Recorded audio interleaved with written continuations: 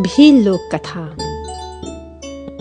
कंसारी एक बड़े शक्तिशाली राजा की बेटी थी।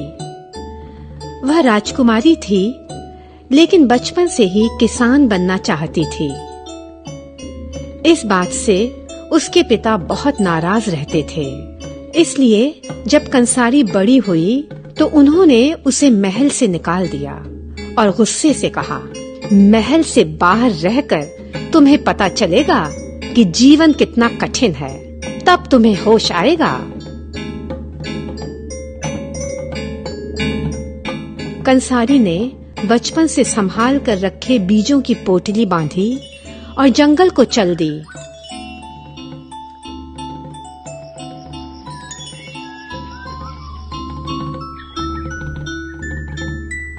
जंगल में उसने एक छोटी सी झोपड़ी बनाई और आसपास की जमीन पर खेत बनाकर बीज बो दिए। खेती बाड़ी कड़ी मेहनत का काम था, लेकिन कंसारी के 3 नए दोस्त बिल्ली, तोता और मकड़ी उसकी मदद करते। बिल्ली खेतों में चूहों का शिकार करती, मकड़ी झोपड़ी की देखभाल करती, तोता सारे राज्य में उड़ता रहता और कंसारी को नई नई खबरें सुनाता। वे सभी अच्छे दोस्त बन गए और सब मिलजुल कर रहने लगे। कुछ ही दिनों में राज भर में कंसारी के हरे भरे खेतों की चर्चा होने लगी। कंसारी के खेतों की चर्चा से राजा बहुत नाराज हुए और देवताओं के राजा इंद्र देवता के पास पहुंचे।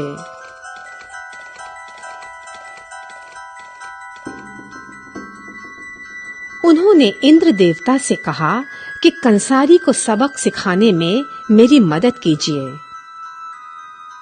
इंद्र देवता बोले, यह मुझ पर छोड़ दो, मैं धरती पर सूखा भेजूंगा। कंसारी के खेत सूख जाएंगे, फसल चौपट हो जाएगी। तोते ने उनकी बात सुनी और चुपचाप कंसारी को बता दी। कंसारी और उसके दोस्तों ने फसल नदी के नम पेटे में लगा दी। सूखा पड़ा, राज भर की फसल सूख गई, लेकिन कंसारी की फसल लहलहाती रही। यह देखकर इंद्र देवता ने सिर खुजाया और बोले, अब मैं धरती पर बाढ़ भेजूंगा, फसल बह जाएगी तो कंसारी की अकल ठिकाने आ जाएगी। तोते ने उनकी बात कंसारी को बता दी।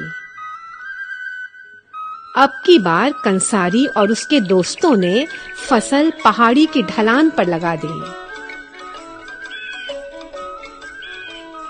बाढ़ से राज भर की फसल डूब गई, लेकिन कंसारी की फसल लहलहाती रही, क्योंकि बाढ़ का पानी ढलान से नीचे की ओर बह गया। इंद्र देवता गुस्से से बोले, अब की बार मैं सैकड़ों चूहे भेजूंगा। तोते ने उनकी बात बिल्ली को बताई।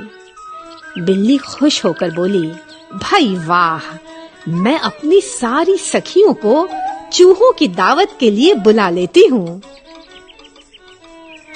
जल्दी ही बिल्लियों ने खेतों से एक एक चूहे का सफाया कर दिया।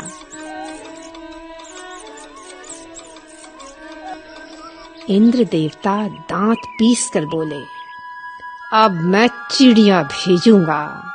चिड़ियों से वह अपनी फसल नहीं बचा पाएगी। लेकिन इस बार मकड़ी और उसकी दोस्त मकड़ियों ने फसल पर चिपचिपे जाले बुन दिए।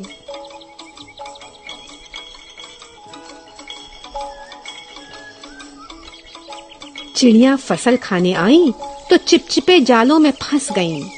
कंसारी की फसल फिर बच गई। अब राजा की परेशानियां बढ़ गईं।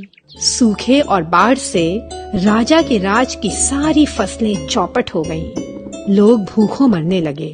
परेशान राजा मदद के लिए इंद्र देवता के पास पहुँचे। इंद्र देवता बोले, तुम्हें मेरी मदद की जरूरत नहीं।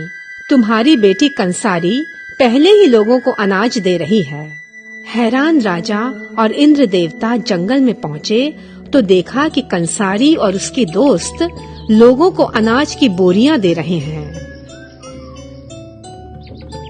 राजा को अपनी मूर्खता पर बहुत शर्म आई और अपनी बेटी पर बहुत गर्व हुआ। इंद्र देवता ने राजा से कहा, अब तुम्हारी समझ में आया न कि राजमहल में रहने के अलावा भी अच्छे काम होते हैं। राजा ने अपनी बेटी से माफी मांगी और उससे महल में लौट आने का अनुरोध किया।